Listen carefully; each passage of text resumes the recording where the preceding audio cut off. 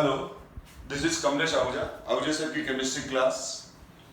Previous class में हमने group 17 halogen group का पूरा पीरियोडिक प्रॉपर्टीज मतलब atomic radius, electronegativity, ionisation energy और electron gain enthalpy, electron affinity discuss किया था। आज वाली प्रेजेंट क्लास के अंदर हम F2Cl2 Br2 I2 मतलब इन X2 मॉलिक्यूल्स की रिलेटिव रिएक्टिव ऑर्डर देखेंगे, इनकी ऑक्सीडाइजिंग पावर देखेंगे, फिजिकल स्टेट के बारे में डिस्कस करेंगे।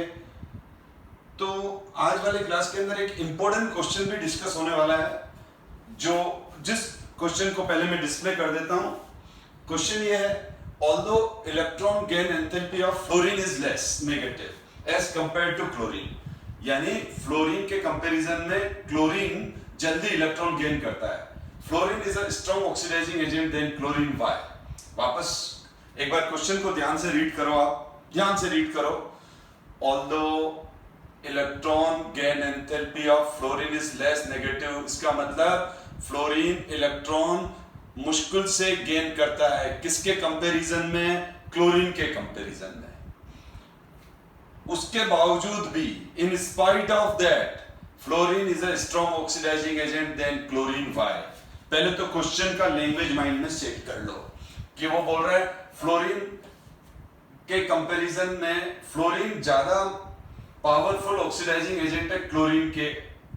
Fluorine is a more powerful oxidising agent then chlorine. Why?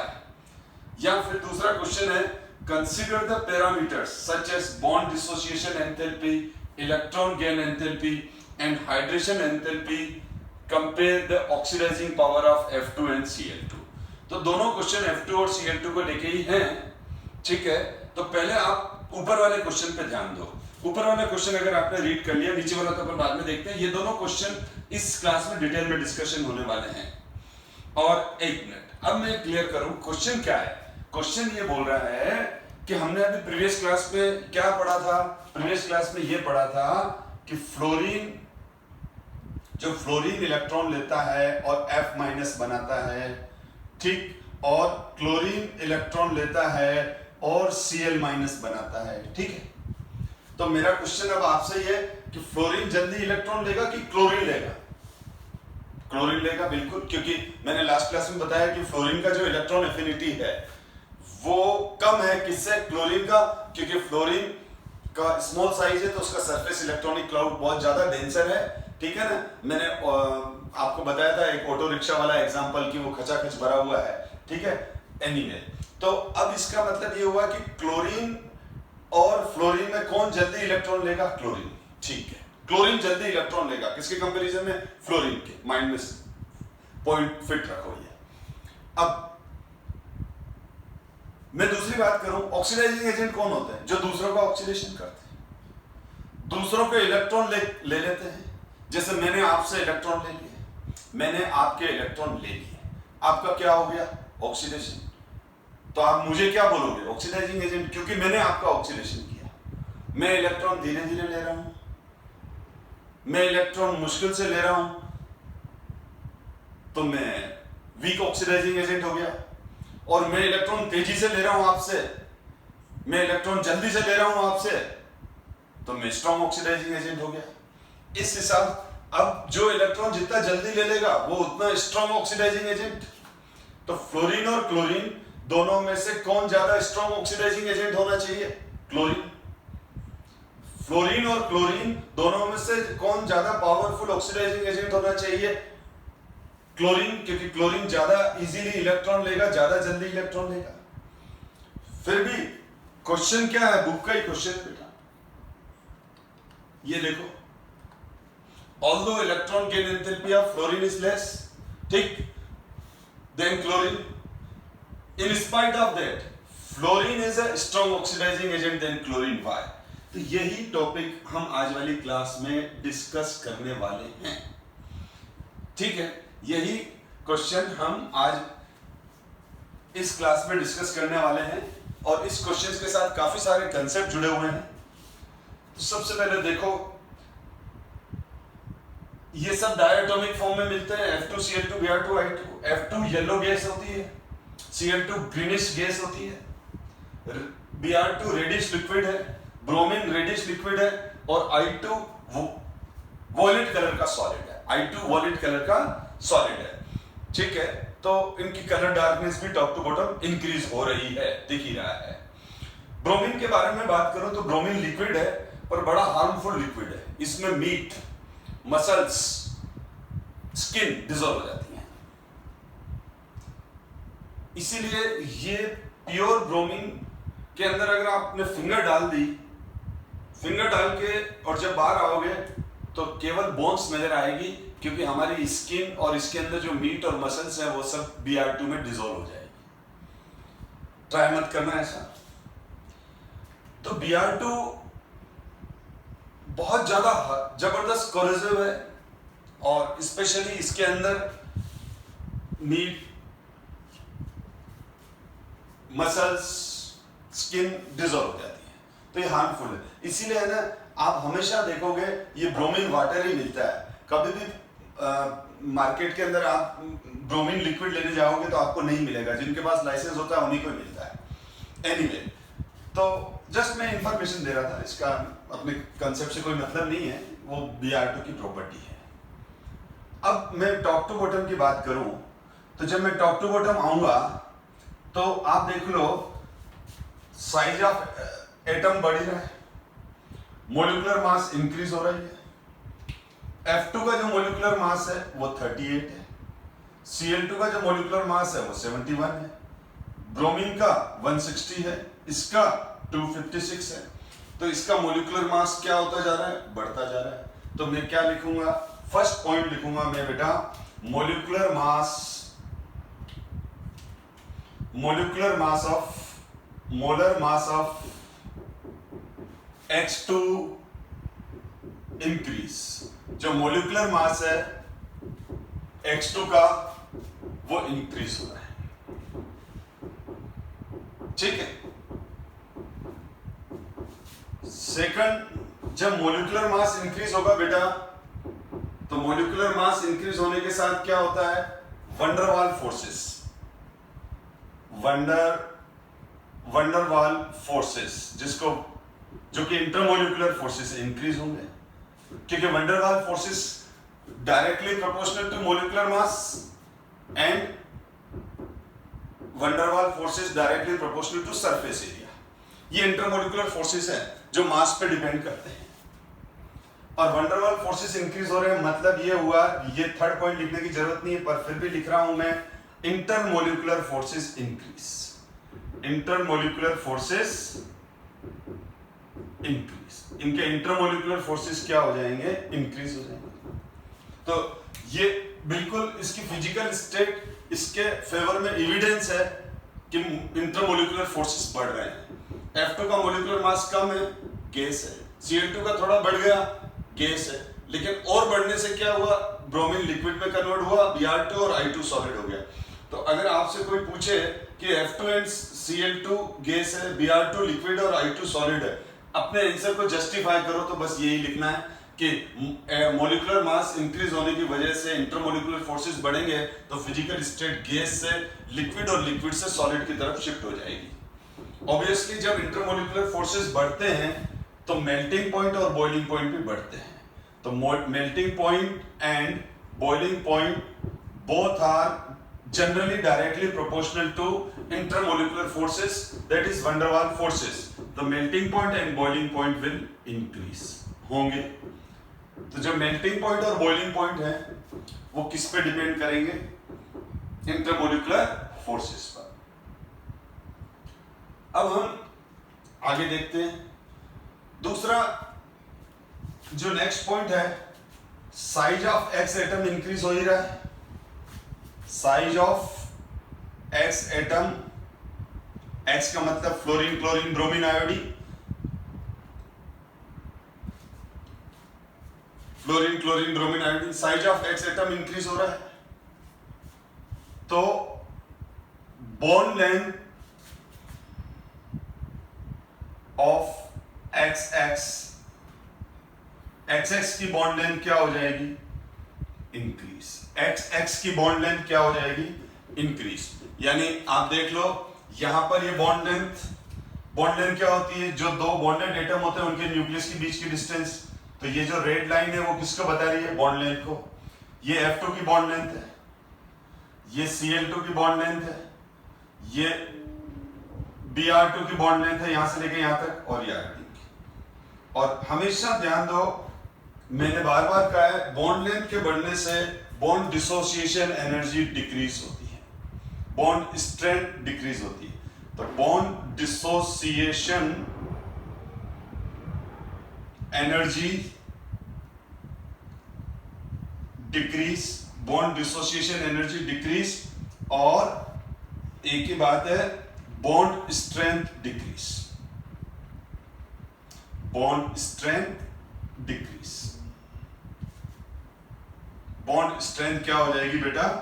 Bond strength decrease हो जाएगी। और मैंने आपको बताया था, जो थर्मल स्टेबिलिटी होती है, बार बार आया ये पॉइंट, जो थर्मल स्टेबिलिटी होती है, ये सारे पॉइंट रिपीट हो रहे हैं बेटा पी ब्लॉक में। Thermal stability directly proportional to bond strength of covalent molecule. जो कोवेलेंट मॉलिक्यूल होते हैं उनका थर्मल स्टेबिलिटी उनकी बॉन्ड डिसोसिएशन एनर्जी पे डिपेंड करता है। तो I2 थर्मली ठीक है। अभी बात करते हैं, मतलब आयोडीन का बॉन्ड ये सबसे जल्दी टूटेगा, ठीक है। लो टेम्परेचर पर ये बॉन्ड टूट जाएगा।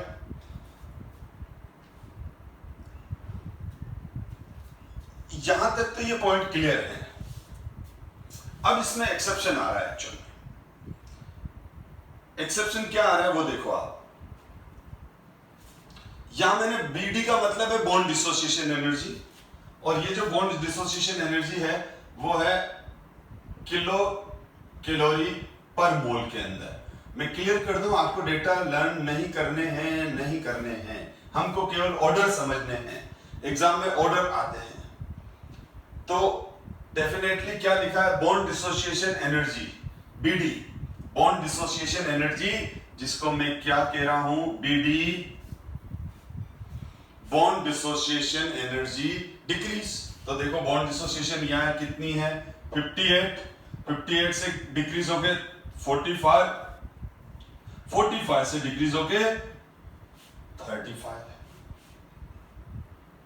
लेकिन यहां पर फ्लोरीन का देखो, तो फ्लोरीन में एक्सेप्शन आ गया। फ्लोरीन में क्या आ गया? एक्सेप्शन आ गया। ऐसा क्यों हो गया? अब ये रीजनिंग का क्वेश्चन बुक में भी है।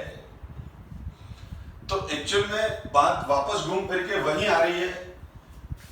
फ्लोरीन का साइज बहुत ज्यादा छोटा है, फ्लोरीन का सरफेस इलेक्ट्रॉनिक क्लाउड बहुत ज्यादा डेंसर है, तो उसमें नया इलेक्ट्रॉन मुश्किल से जाता है। ये बात तो समझ में आती है।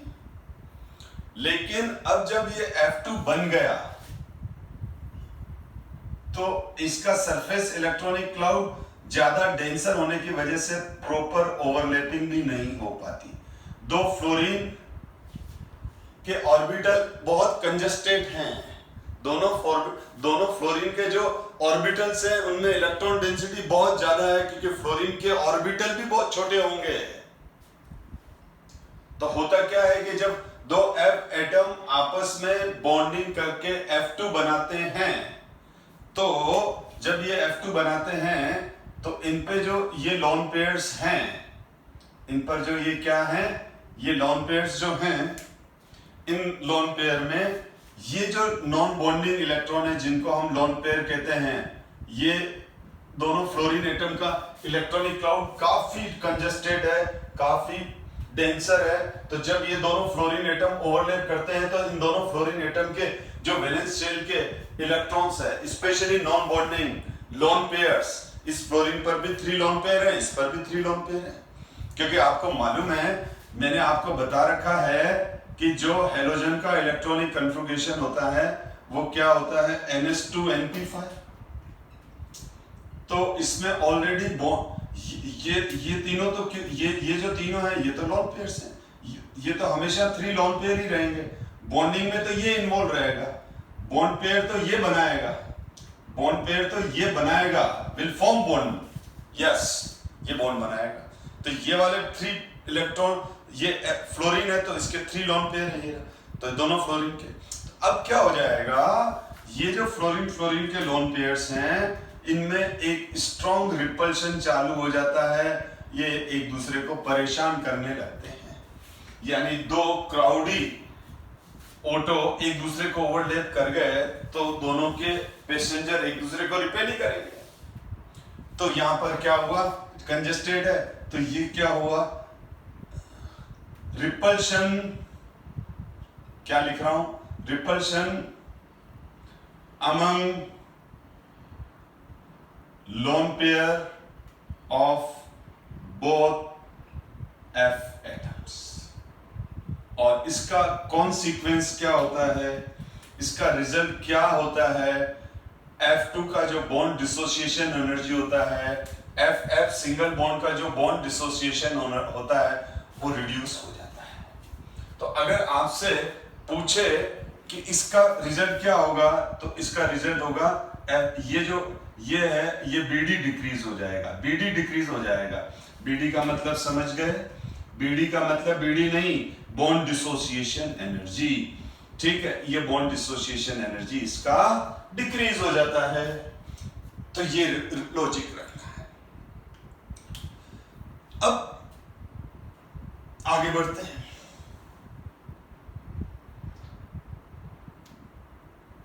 F2Cl2 Br2I2 की रिएक्टिविटी के बारे में बात करते हैं। तो मैं 9 पॉइंट लिख रहा हूं जो अब मैं एक्सप्लेन करूंगा। Reactivity decrease. 10 पॉइंट लिखूंगा, ऑक्सीडाइजिंग पावर डिक्रीज।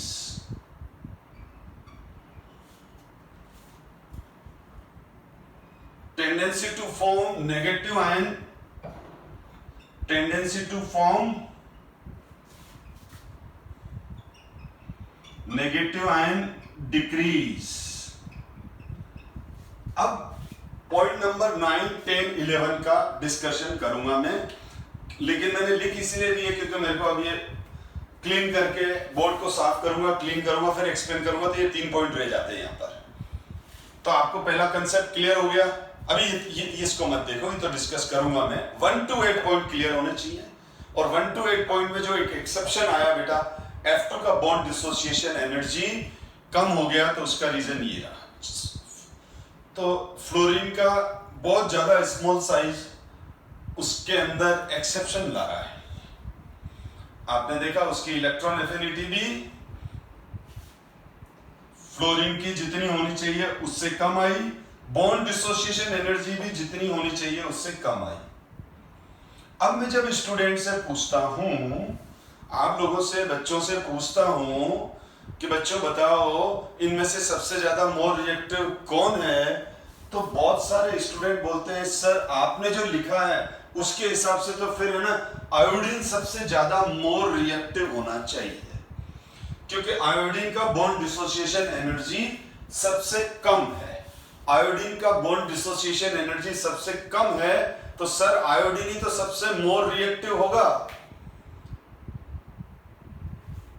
तो क्या है, आप लोग का नजरिया, आपका पैरामीटर, आपकी विजन केवल एक पॉइंट को लेके है, मल्टी डायरेक्शन नहीं है। इस वजह से ये रॉन्ग आंसर आपके थ्रू आ रहा है। एक्चुअल में रिएक्टिविटी क्या होती है कि वो कोई भी हेलोजन एटम कितना जल्दी नेगेटिव आयन बना रहा है। कोई भी हेलोजन एटम, यानी अगर मैंने, आप समझो बेटा, मैं एक एग्जांपल दे देता हूं। जैसे ये 2Na है और ये Cl2 है, ये F2 है, ठीक, तो 2NaF बना। मैं एक्सप्लेन कर रहा हूं, 2Cl2 है, 2NaCl बन गया, 2 सोडियम Br2 है, 2NaCl NaBr बन गया, 2Na प्लस I2 है, 2NaI बन गया।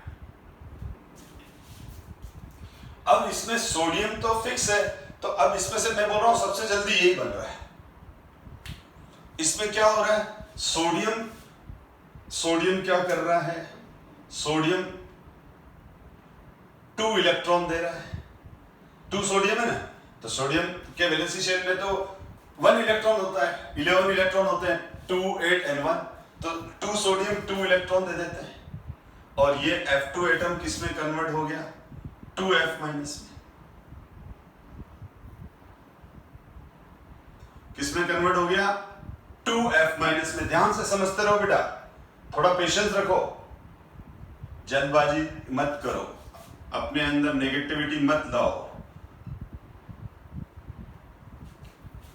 Cl2 Cl माइनस में कन्वर्ट हुआ, या F2 2F माइनस में कन्वर्ट हुआ, Cl2 2Cl माइनस में कन्वर्ट हुआ। सिमिलरली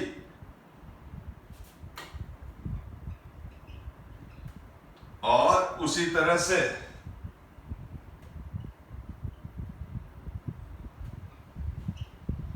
अब इसका मतलब इन चारों रिएक्शन को देख के नंबर 1 कंक्लूजन आया कि जिसका नेगेटिव आयन सबसे जल्दी बन जाएगा, जिसका नेगेटिव आयन सबसे जल्दी बन जाएगा वो मोर रिएक्टिव हो गया, क्योंकि फाइनल स्टेट यही है ना, NaF बनना। तो जब फ्लोराइड बन गया कंबाइन कर गया, क्लोराइड बन गया कंबाइन कर गया, Br माइनस बन गया, ब्रोमाइड बन गया कंबाइन कर गया, I माइनस आयोडाइड बन गया कंबाइन हो गया। तो ये इलेक्ट्रॉन कौन लेता है, F2 नहीं, रॉन्ग, यही तो हम मिस्टेक कर रहे हैं बेटा। ये इलेक्ट्रॉन F2 नहीं ले रहा है, F एटम ले रहा है। यहां F2 इलेक्ट्रॉन ले रहा है, नहीं, F एटम ले रहा है। Cl2 ले रहा है, नहीं, Cl ले रहा है। Br2 ले रहा है, नहीं, Br ले रहा है। I2 ले रहा है, नहीं, I ले रहा है। तो इसका मतलब इलेक्ट्रॉन तो कौन लेते हैं, न्यूट्रल आइसोलेटेड गैसियस एटम। अगर आप 11 की पीरियोडिक प्रॉपर्टीज या मेरे पी ब्लॉक के इनिशियल वीडियोस आपने अच्छे देखे हैं, तो बहुत अच्छे से इलेक्ट्रॉन गेन एंथैल्पी और आयनाइजेशन एनर्जी डिस्कस की हुई है उनमें। चलो हम समझते हैं। X2, इसका मतलब X2 जो है किस में कन्वर्ट होगा, X2 किस में कन्वर्ट होगा, X माइनस में,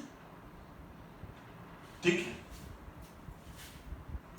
तो X माइनस ये 2 है, पर मैं यहां हाफ कर देता हूं, हाफ मोल X2, ठीक है। 1 मोल X2 मतलब हुआ 6.022 इंटू 10⁻23, पर मैंने लिया है हाफ X2 मोलिक्यूल्स, ठीक, लेकिन मैंने लिया हाफ मोल X2। कितना लिया, हाफ मोल X2, हाफ तो इसका आधा कर दो, 3.011 इंटू 10⁻23 X2 मोलिक्यूल्स है। तो मेरे पास कितने मोलिक्यूल्स हैं, हाफ मोल X2 हैं, मतलब 3.011 इंटू 10⁻23 X2 मोलिक्यूल्स हैं। और अब ये देखो बेटा, अब आपको कंसेप्ट क्लियर होगा।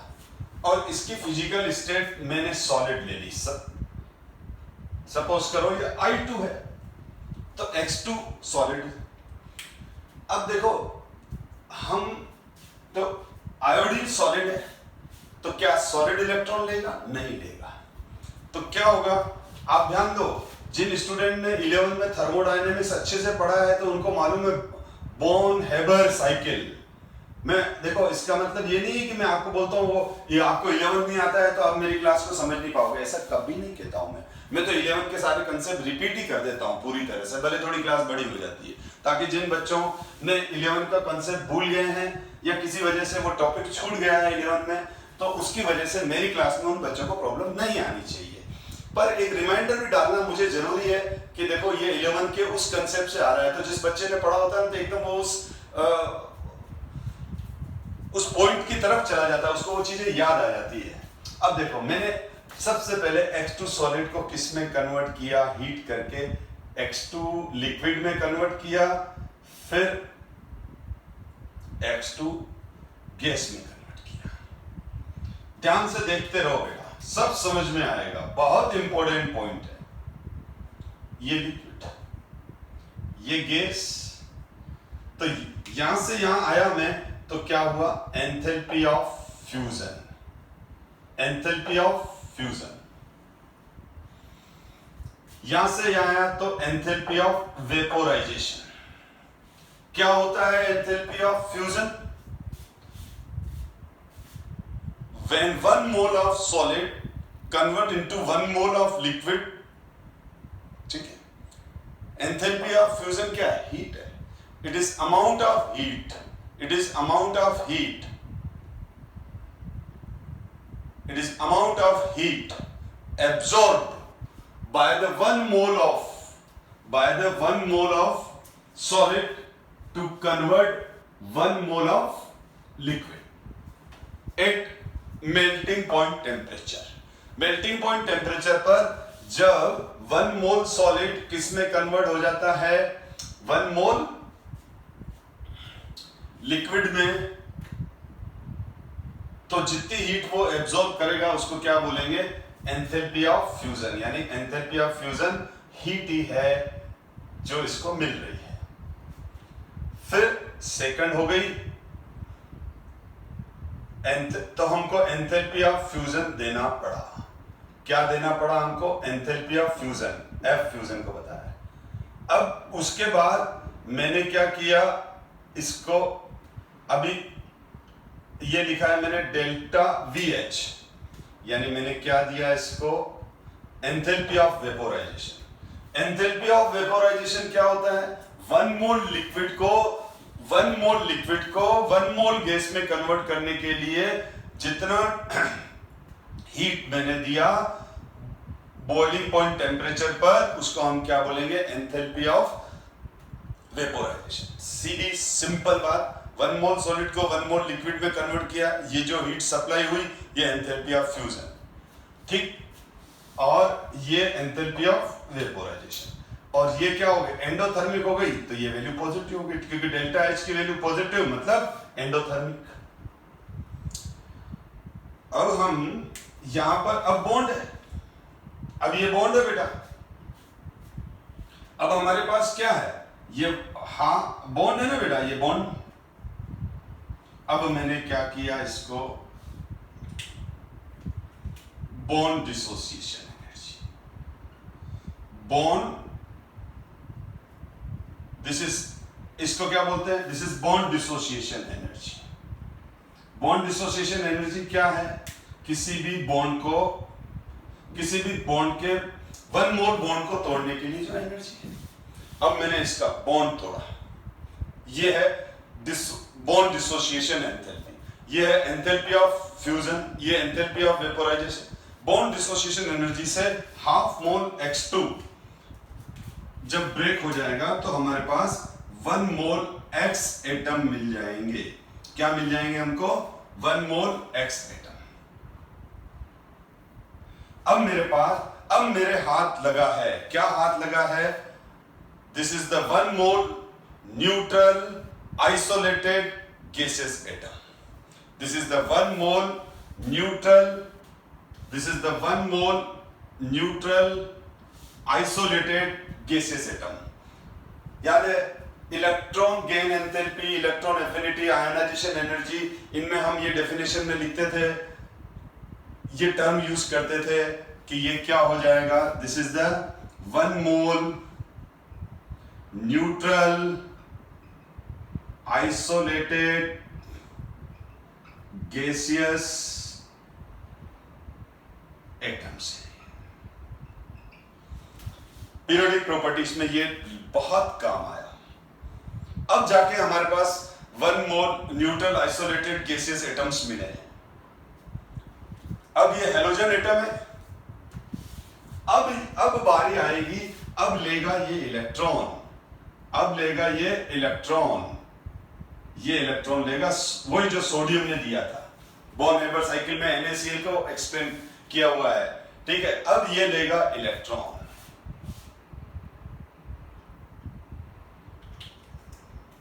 ये गया इलेक्ट्रॉन, और ये हो गई हमारी इलेक्ट्रॉन गेन एंथैल्पी, जो कि नेगेटिव होगी, एक्सोथर्मिक होगी। रिलीज हुई एनर्जी। तो यही तो डेफिनेशन है कि किसी नॉन मेटल के लिए इलेक्ट्रॉन क्या हो जाएगी, electron gain enthalpy is the enthalpy change when an electron comes from infinite to neutral 1 mole of neutral isolated gaseous atoms।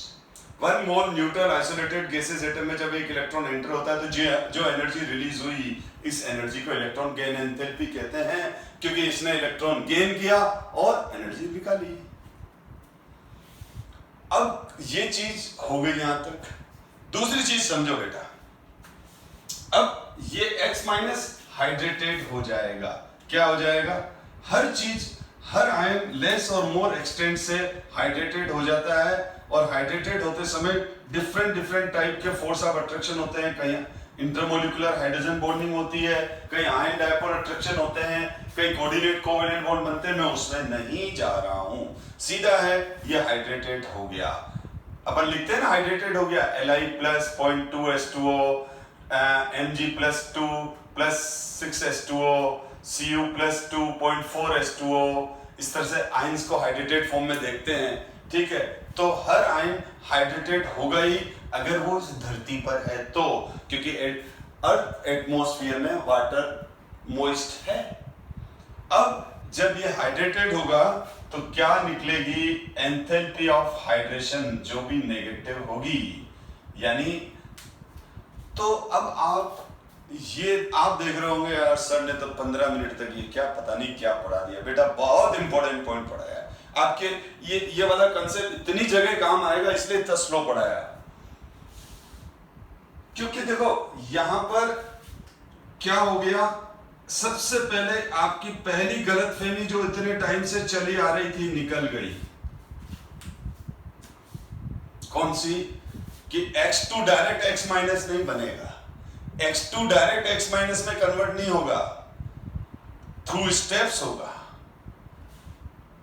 किसी के मकान के नागल पे गए, इनॉग्रेशन पे गए, तो क्या वो मकान कहीं से बाजार से खरीद के, जैसे अपन कोई ग्लास खरीद के ले आते हैं, अलमारी फ्रिज या ये खरीद के ले आते हैं और घर पे आके रख देते हैं, वैसे उसने प्लॉट खरीद के बाजार से मकान परचेस करके और ठेले पे उठा के या ट्रक में उठा के वहां थोड़ी उसने प्लेस किया है।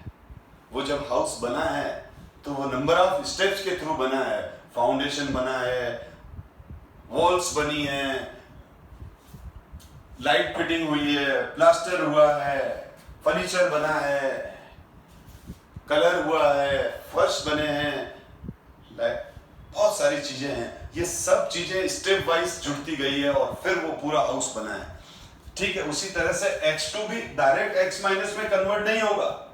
जैसे मैं आयोडीन की बात कर लो, मेरे पास, मैंने आपको 1 मोल आयोडीन दे दिया, मैंने कहा इसको आयोडाइड में कन्वर्ट करो, मैंने आपको 1 मोल आयोडीन दे दिया, यानी मैंने सीधा है, मैंने आपको I2 दे दिया, I2 का सैंपल दे दिया। अब आपके पास हाथ में क्या है, I2 का सैंपल है।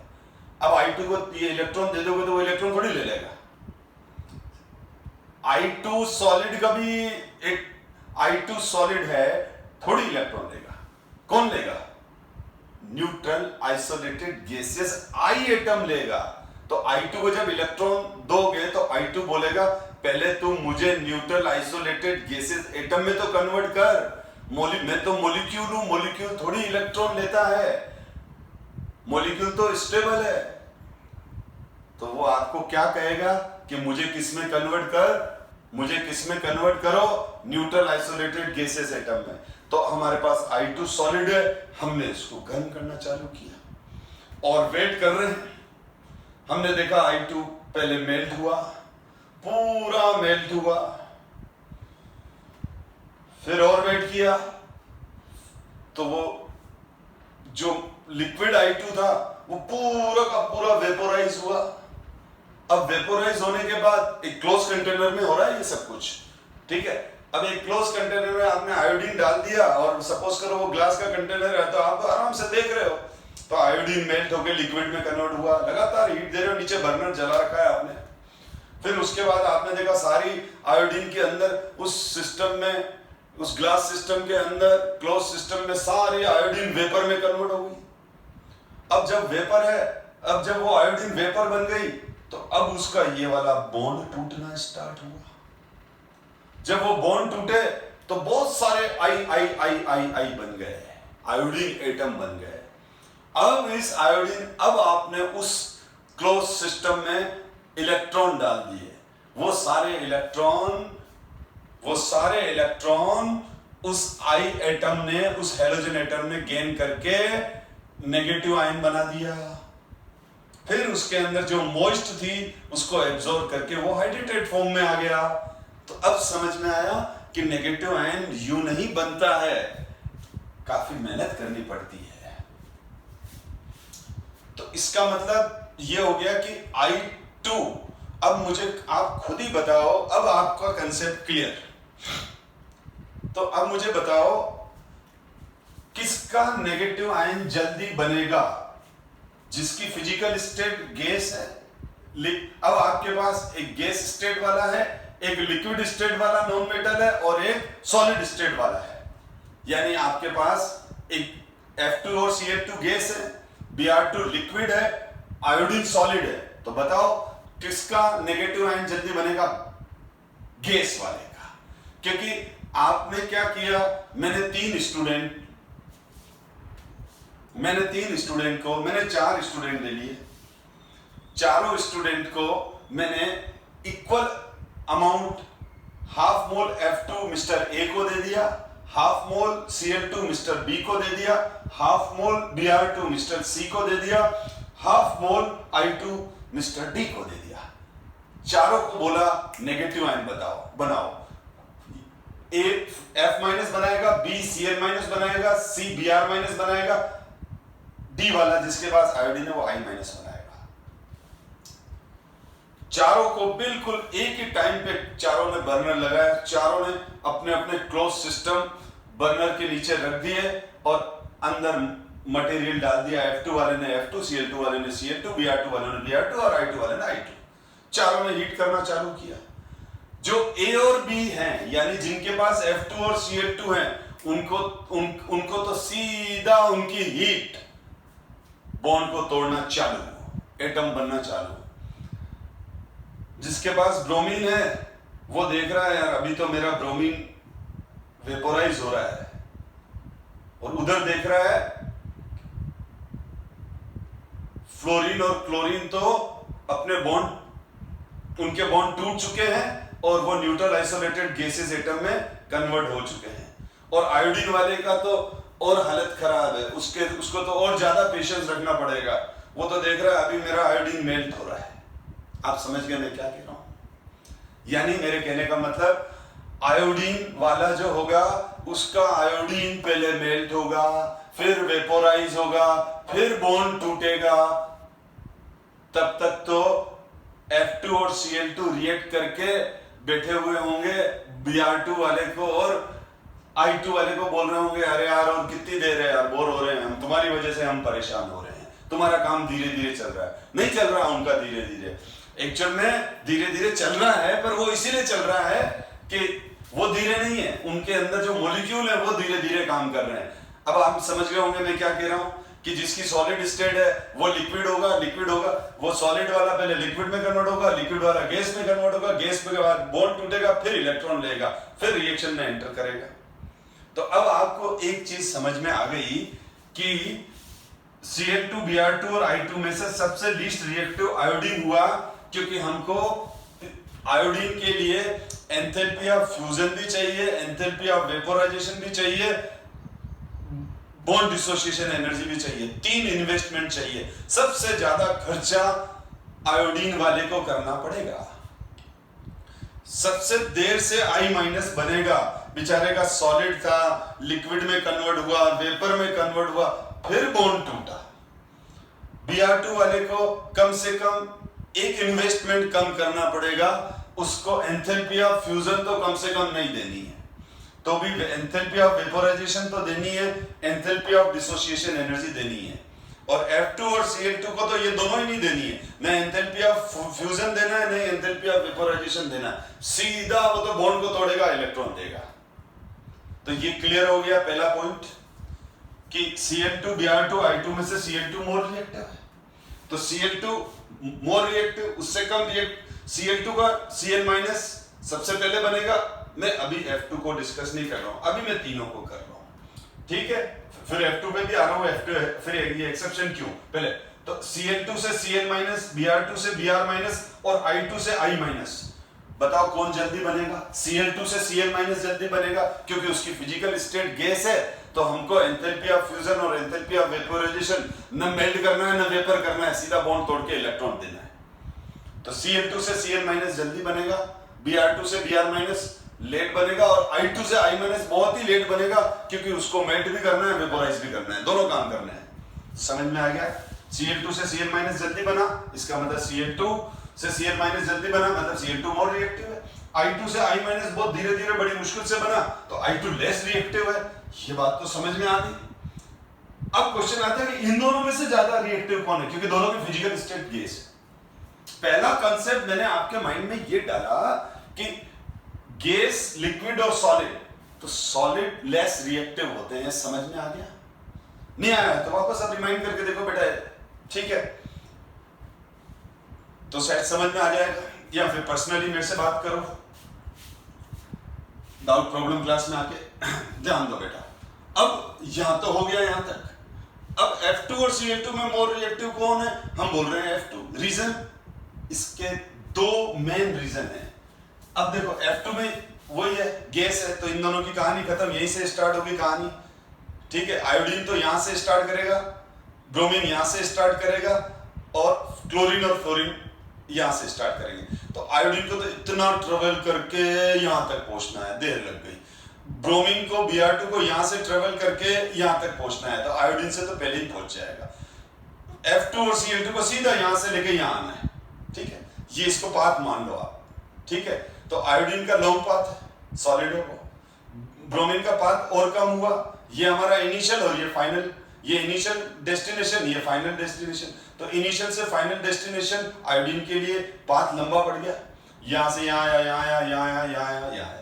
Br2 ने यहां से स्टार्ट किया, इसका इनिशियल डेस्टिनेशन यहां पर है, Br2 लिक्विड है, यहां से यहां आया, यहां आया, यहां आया, यहां आया। X2 के लिए मतलब F2 और Cl2 यहां से यहां है, यहां है, यहां है। अब क्या होता है, X2 का बॉन्ड F2 और Cl2 में, अब आप खुद ही बताओ किसका बॉन्ड जल्दी टूट जाएगा? फ्लोरीन का बॉन्ड जल्दी टूट जाएगा। फ्लोरीन का बॉन्ड जल्दी टूटते ही जल्दी से, अब क्लोरीन का बॉन्ड ही नहीं टूट रहा है। आपका कोई ऑटो पीछे जो आ रहा है, एक ऑटो आपके सामने आ चुका है और दूसरा ऑटो अभी 2 किलोमीटर दूर है, अभी आने में टाइम है, तो आप पहले ऑटो में बैठ के चले जाओगे ना। तो उसी तरह से F2 को और Cl2 को जैसे हीट करना चालू किया, तो F2 से F एटम जल्दी बनेंगे, जो जल्दी इलेक्ट्रॉन मिलेगा, क्योंकि Cl2 तो है ही नहीं ना, हम तो अलग अलग सिस्टम की बात कर रहे हैं, एक में F2 था, एक में Cl2 था, एक में Br2 था, एक में, और दूसरा तो F2 को F माइनस में फास्ट कौन कन्वर्ट करता है? दो फैक्टर, दो पैरामीटर है, समझो। एक तो F2 से F माइनस जल्दी क्यों बनता है? F2 से F माइनस जल्दी क्यों बनता है? क्योंकि F2 का बॉन्ड डिसोसिएशन एनर्जी Cl2 से कम है। F2 का बॉन्ड डिसोसिएशन एनर्जी, F2 का बॉन्ड डिसोसिएशन एनर्जी कम है, किससे? Cl2 से। दूसरा, F का हाइड्रेशन एनर्जी भी ज्यादा है। हमेशा ध्यान दो, हमेशा ध्यान दो, जो हीट ऑफ हाइड्रेशन होता है वो स्मॉल आयन का हमेशा ज्यादा होता है। Heat of hydration inversely proportional to size of ion. Heat of hydration inversely proportional to size of ion. तो क्लोराइड का साइज बड़ा है तो हीट ऑफ हाइड्रेशन कम निकलेगा, और फ्लोराइड का छोटा है तो HH heat of hydration inversely proportional to size of ion. HH क्या है? HH है हीट ऑफ हाइड्रेशन। तो जो HH होगा वो किसका ज्यादा होगा? F माइनस का, और Cl माइनस का किसका ज्यादा हो जाएगा? F माइनस का ज्यादा हो जाएगा, क्योंकि F माइनस का साइज छोटा है और Cl माइनस का बड़ा है। तो F2 को Cl2 से मोर रिएक्टिव कौन बना देता है?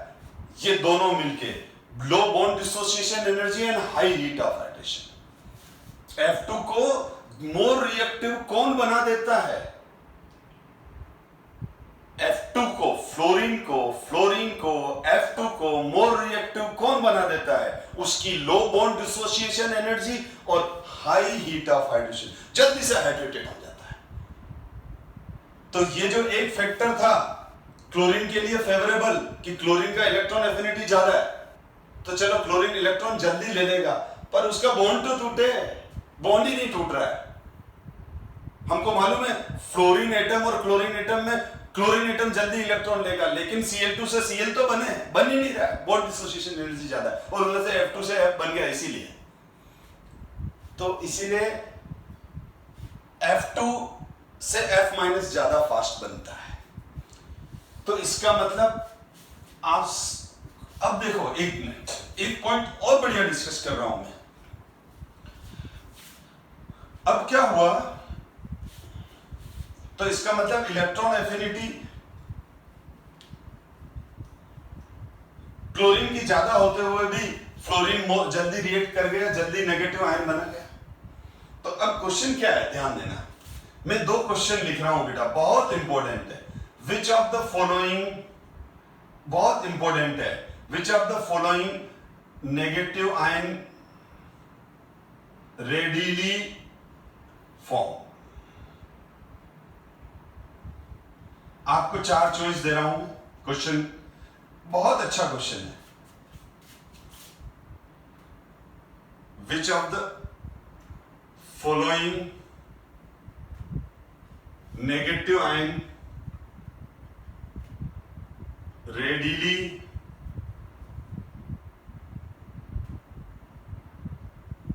फॉर्म, चार चॉइस दे रहा हूं।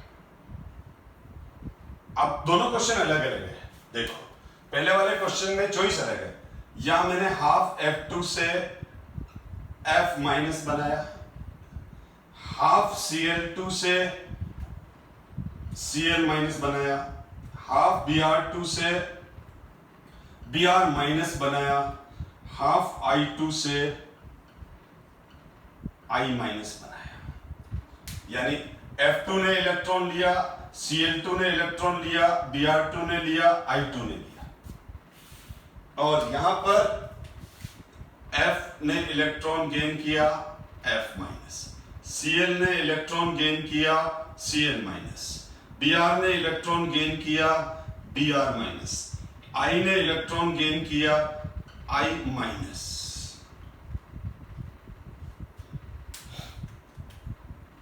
ये मेरा क्वेश्चन है, इन चारों में से अगर आपके पास, आप क्योंकि अब तो बोर्ड एग्जाम में भी ऑब्जेक्टिव आते हैं, कॉम्पिटिटिव एग्जाम में भी ऑब्जेक्टिव आते ही हैं, तो आप किसी कॉम्पिटिटिव एग्जाम को दे रहे हो या बोर्ड का एग्जाम दे रहे हो, और ये क्वेश्चन आ गए, दो अलग अलग क्वेश्चन है। क्वेश्चन का दोनों में लैंग्वेज सेम है कि कौन सा आयन नेगेटिव आयन सबसे फास्ट बनेगा, रेडिली प्रिपेयर होगा, सबसे पहले बनेगा, लेकिन चार चॉइस अलग है। तो मुझे बताओ, फर्स्ट वाले का आंसर आप सोच लो, सेकंड वाले का सोच लो आंसर, फिर मैं टिक करता हूं। देखो आप सही कर रहे हो कि नहीं। जिस स्टूडेंट का कंसेप्ट क्लियर हो गया अभी जो मैंने पढ़ाया, वो इस क्वेश्चन में मिस्टेक नहीं करेगा, और जिसने इस क्लास को इग्नोर कर दिया वो इस तरह के काफी सारे क्वेश्चंस को गलत करेगा। तो हमारा क्वेश्चन नंबर फर्स्ट है, ये सेकंड है। तो क्वेश्चन नंबर फर्स्ट, इसका आंसर क्या होगा? इसका आंसर ये होगा, ये होगा।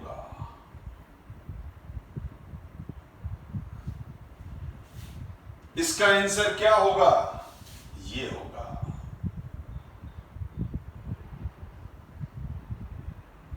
सेकंड, देखो इन दोनों में फर्क है। ये है, यहां दे रखे हैं मैंने FCl-Bri, तो ये है न्यूट्रल आइसोलेटेड गैसेस एटम। तो यहां केवल हमको डायरेक्ट एटम दे दिए गए हैं।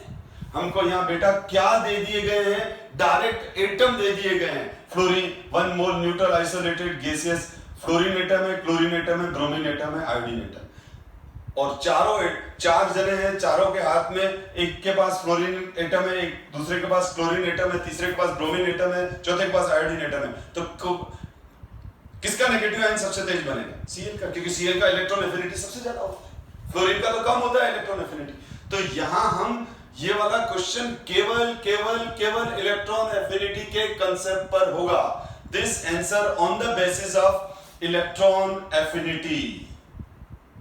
This answer is comes out on the basis of concept of electron affinity, क्योंकि यहाँ हमको न्यूट्रल आइसोलेटेड गैसेस 1 मोल एटम्स गिवन है, एटम्स गिवन है, आइसोलेटेड एटम्स गिवन है, मतलब बॉन्डेड एटम नहीं है, आइसोलेटेड का मतलब नॉन बॉन्डेड। और यहाँ पर तो ये मॉलिक्यूल्स हैं, यहाँ पर तो क्या है बेटा, ये मॉलिक्यूल्स हैं। तो मॉलिक्यूल्स के अंदर तो अब यहाँ पर तो वही है, ये आयोडीन सॉलिड है, ठीक है, ये मेल्ट होगा, लिक्विड बनेगा, वेपर बनेगा, फिर बॉन्ड टूटेगा, फिर वो इलेक्ट्रॉन धीरे धीरे लेगा। तब तक तो F2 अपना नेगेटिव आयन बना के कहीं से घूम फिर के भी आ जाएगा और बोलेगा तेरा काम हुआ आयोडीन, बोले बस अभी होने वाला ही है, ठीक है। और समझ में आ गया?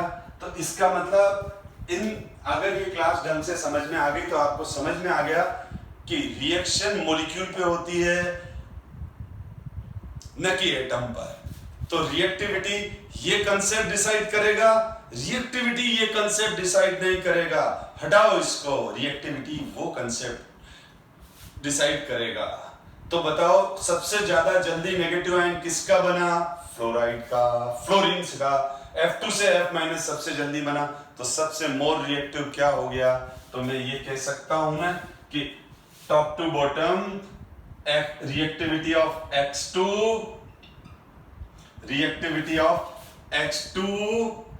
Decrease, top to bottom tendency to form X2 to X minus ion decrease. मैं क्या लिख रहा हूं?